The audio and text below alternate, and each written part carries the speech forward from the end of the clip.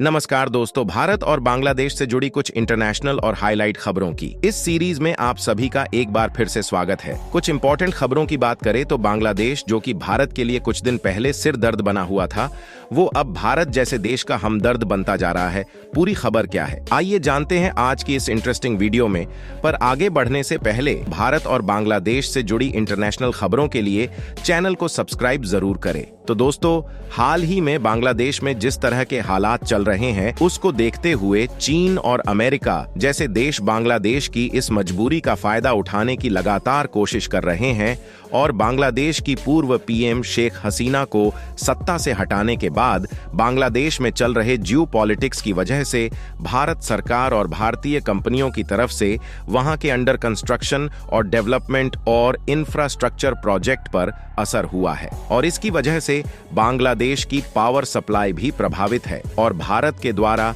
बांग्लादेश को friendship pipeline के द्वारा डीजल सप्लाई करने का काम भी पूरी तरह से बंद हो गया है। और इसी मौके का फायदा उठाते हुए और इन दिनों बांग्लादेश के मौजूदा हालात के बीच चीन और अमेरिका जैसे देश भी बांग्लादेश की नई सरकार के सस्ते दिमाग का फायदा उठाने की कोशिश में लगे हुए हैं। जहां इसी कोशिश में दोनों देश भारत और बांग्लादेश के बीच मौजूद बंगाल की खाड़ी में पैर पसारने की कोशिश में लग चुके हैं। लेकिन जहां एक तरफ भारत की मुश्किलें बढ़ रही हैं, तो दूसरी तरफ भारत के लिए एक बहुत अच्छी खबर आ रही है, क्योंकि बांग्लादेश में मौजूदा हालात के कारण वहां के टेक्सटाइल व्यापारी दूसरे देशों से कॉटन की सप्लाई नहीं कर पा रहे हैं, जिसके कारण ग्लोबल मार्केट से भारत को काफी ज्यादा फायदा मिलने जा रहा है। क्योंकि गौर से देखा जाए तो बांग्लादेश में कॉटन की सप्लाई नहीं होने के कारण भारत में कपड़ों के लिए नई पूछताछ आ रही है, जबकि बांग्लादेश को भारतीय कॉटन इंपोर्ट में गिरावट शुरू हो चुकी है। जबकि अभी तक बांग्लादेश में गारमेंट्स का सबसे ज्यादा प्रोडक्शन होने के कारण बांग्लादेश दुनिया भर के देशों से भारी मात्रा में कॉटन खरीद रहा था, जिसके कारण भारत को जरूरत के हिसाब से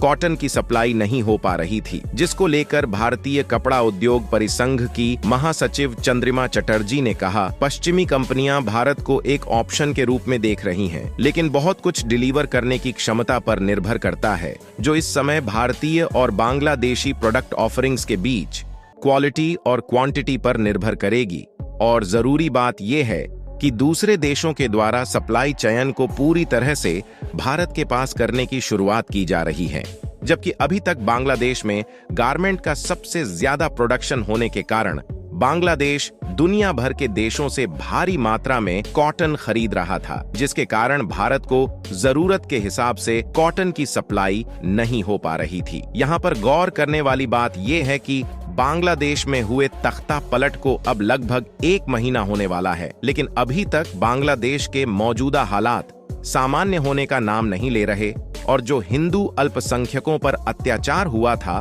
उसको लेकर अभी तक बांग्लादेश की नई सरकार मोहम्मद यूनिस की तरफ से कोई भी ठोस कदम नहीं उठाया गया, जिससे अभी भी बांग्लादेश की लगभग 50% से ज्यादा कंपनियां और फैक्ट्रियां बंद पड़ी हैं और उनके चालू होने की कोई उम्मीद नजर नहीं आ रही। क्योंकि जिस तरह से बांग्लादेश की नई सरकार चल रही है, उसको देखते हुए बहुत ही कम उम्मीद नजर आ रही है कि जल्द ही बांग्लादेश के हालात सामान्य होंगे और बांग्लादेश की कंपनी और फैक्ट्री दोबारा शुरू हो पाएगी। लेकिन आपको ये बता दें कि बांग्लादेश के इन हालातों का असर सिर्फ अकेले भारत पर ही नहीं पड़ रहा, बल्कि दुनिया भर के कई अन्य दूसरे देशों पर भी इसका असर देखने को मिल रहा है, जो कि अपने कई सारे कारोबार बांग्लादेश के जरिए चला रहे थे। और कमाल की बात यह है कि भारत को इस आपदा के बीच और हालातों को देखते हुए एक नया अवसर मिल चुका है, जिससे भारत एक ऐसे सेक्टर में धमाल मचाने जा रहा है जिस सेक्टर में बांग्लादेश के कारण अभी तक भारत पिछड़ता आ रहा था। दोस्तों, आज हम बात कर रहे हैं भारत के गारमेंट सेक्टर की, जिस सेक्टर में बांग्लादेश के कंपटीशन के चलते भारत को बांग्लादेश जैसे देश के कारण इंटरनेशनल मार्केट में भारी कंपटीशन का सामना करना पड़ता था। और अब बांग्लादेश में चल रहे इन हालातों के बीच भारत को अच्छा खासा मौका मिल गया है, क्योंकि हाल फिलहाल बांग्लादेश की ज्यादातर गारमेंट और टेक्सटाइल मैन्युफैक्चर करने वाली कंपनियां बंद पड़ी हैं। तो बांग्लादेश में कॉटन का इंपोर्ट बहुत ही ज्यादा कम हो चुका है और जो दूसरे देश के एक्सपोर्टर बांग्लादेश में कॉटन का एक्सपोर्ट करके पैसा कमा रहे थे, उनका घाटा हो रहा। इसलिए हाल ही में खबर निकल कर आ रही है, दूसरे देश के कॉटन एक्सपोर्टर जो बांग्लादेश में कॉटन की सप्लाई करते हैं, वह अपनी सप्लाई को भारत से पूरा करने की सोच रहे हैं, क्योंकि देखा जाए तो भारत भी पिछले कई सालों से गारमेंट और टेक्सटाइल प्रोडक्शन को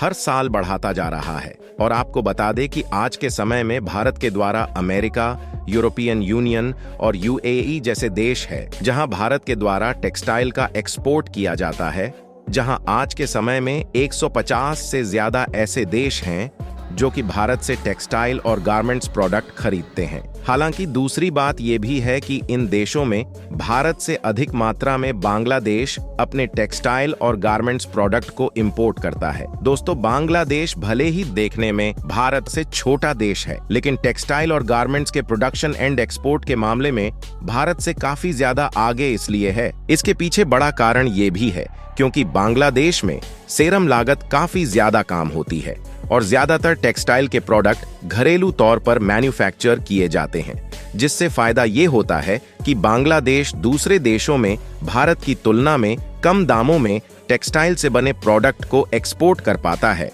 और दोस्तों, यही वो वजह है जिससे ग्लोबल मार्केट में भारत को एक बहुत बड़े कंपटीशन का सामना करना पड़ता है। और अच्छी बात यह है कि भारत में जो कपड़े और अन्य टेक्सटाइल के प्रोडक्ट बनाए जाते हैं वो थोड़े महंगे जरूर होते हैं,